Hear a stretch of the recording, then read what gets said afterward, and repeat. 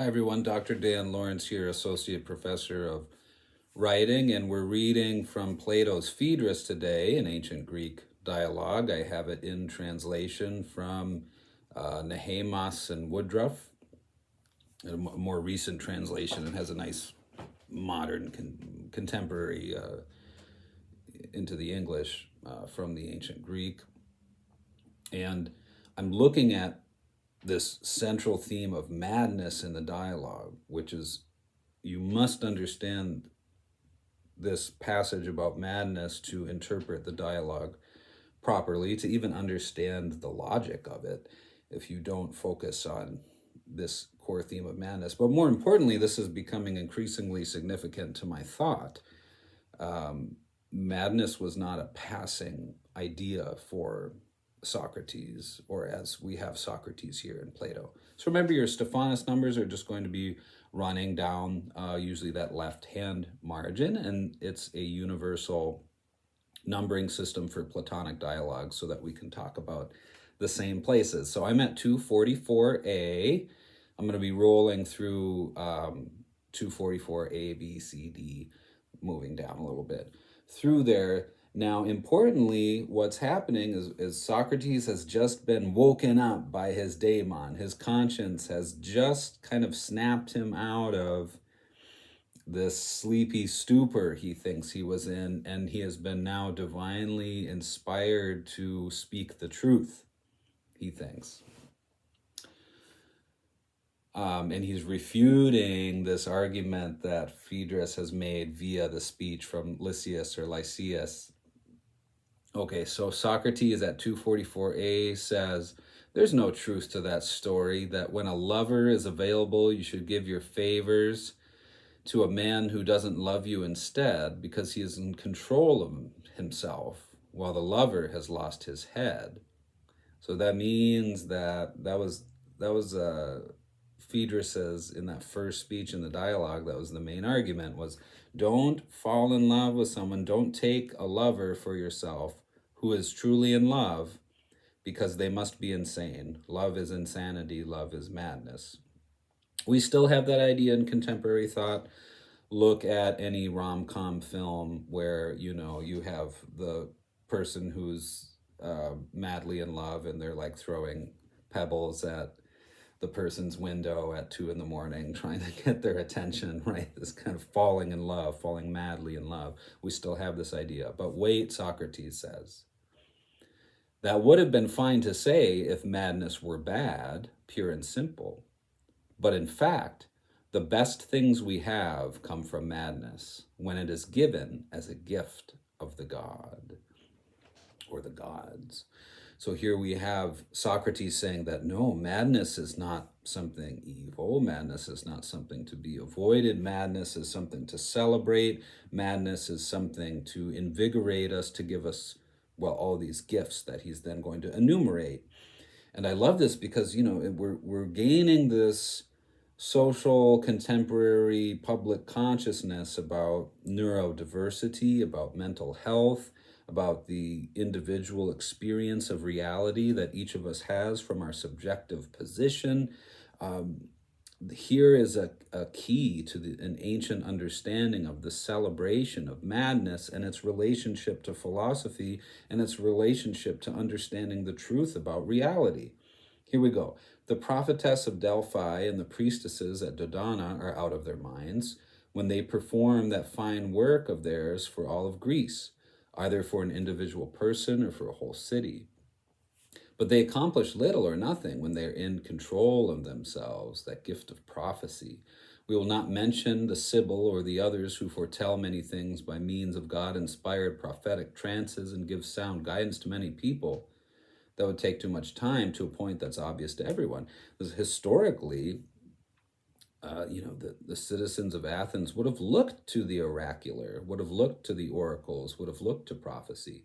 Now that's a little too hocus pocus silly for a contemporary thinker, but that core idea of prophecy is so powerful, because prophecy is something like being able to look into the future, right?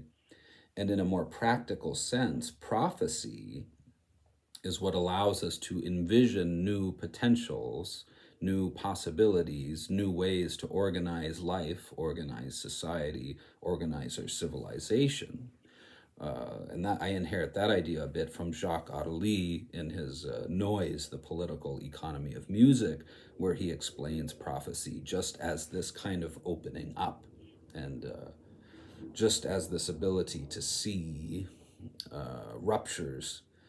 He uses Stravinsky's Rites of Spring. There's this really famous historical event where when Stravinsky premiered this piece, there was a riot. People were turning over carriages. Apparently, it could be apocryphal, but apparently because the music was so experimentally new, so challenging for the audience that they sort of lost their minds or something. That's how the story goes anyway. I don't know precisely whether that's historically accurate, but that's prophecy, right? So that's this kind of first gift of madness that Socrates is telling us about here through Plato. The people who designed our language in the old days never thought of madness as something to be ashamed of or worthy of blame. Here, Socrates is moving to an etymological argument. Where does this word come from, madness? Otherwise, they would not have used the word manic for the finest experts of all, the ones who tell the future, thereby weaving insanity into prophecy. They thought it was wonderful when it came as a gift of the god, and that's why they gave its name to prophecy. I love this. We move on, 244e. Next, madness can provide relief from the greatest plagues of trouble that beset families because of their guilt for ancient crimes. It turns up among those who need a way out. Madness is a way to escape. Creativity is a way to escape. It's through being lost in those flow states, through being lost in the rapture of a project, of building something, creating something, discovering mystic rites and purification that bring the man it touches through to safety for this and all time to come. So it is that the right sort of madness finds relief from present hardships for a man it has possessed. And here's where I draw this kind of, madness as an antidote to Stoicism. You look at what is it, even this most contemporary translation of, I was reading the translation of Marcus Aurelius's Meditation by Gregory Hayes. And in the introduction, Hayes says something like, if there is a critique to be made about Marcus Aurelius, it's that there's no provision for joy in his thinking. There's no room for the enjoyment of life. That is, there's no room for novelty, for creation, for generativity. And if you look at a scholar like Noam Chomsky, generativity for Chomsky, who's understood to be the father of linguistics and our greatest living thinker about language and human language development, for Chomsky, language itself is generative, that every sentence we speak is new and novel and has not been spoken before. This is even substantiated by, there was a piece of research from Google where they said the majority of Google searches are new, which I found really surprising. But life is always changing, right? There's Heraclitus, which you must know, you can't step in the same river twice. But this seems true even in the digital world, even in our contemporary digital information age. There's always something new happening. The world is always changing. It's always in a state of flux. And so the things that people search for on Google are always changing too. And every new sentence we speak has never been spoken before. But by and large, we have some kind of phrases that we come back to and maybe common stories, but always the human has a generative nature. If, as Chomsky postulates, language is an innate property of the mind that's somehow evolutionarily we developed, that would mean that creativity, generativity, is in our very biological structure, right? There may be a case that can be made there. Okay, going on. 245a from Plato's Phaedrus. Third comes the kind of madness that is possession by the Muses, which takes a tender virgin soul and awakens it to a Bacchic frenzy of songs and poetry that glorifies the achievements of the past and teaches them to future generations. If anyone comes to the gates of poetry and expects to become an adequate poet by acquiring expert knowledge of the subject without the Muse's madness, he will fail. And his self-controlled verses will be eclipsed by the poetry of men who have been driven out of their minds. Those who are truly inspired are mad, in a sense, that they're willing to break down the expectations of the world. They're willing to be different. They're willing to challenge the status quo. They're willing to be out of their minds, driven out of their minds. There you have some of the fine achievements, and I could tell you more, that are due to God-sent madness. We must not have any fear on this point, then, and we must not let anyone disturb us or frighten us with the claim that you should prefer a friend who is in control of himself to one who is disturbed. I've seen that translated as inspired as well from the older Jowett. Prefer a friend who is disturbed, who has seized the fractures in reality. Prefer the company of someone who is willing to break down the walls of reality, who's willing to challenge normality. There we go.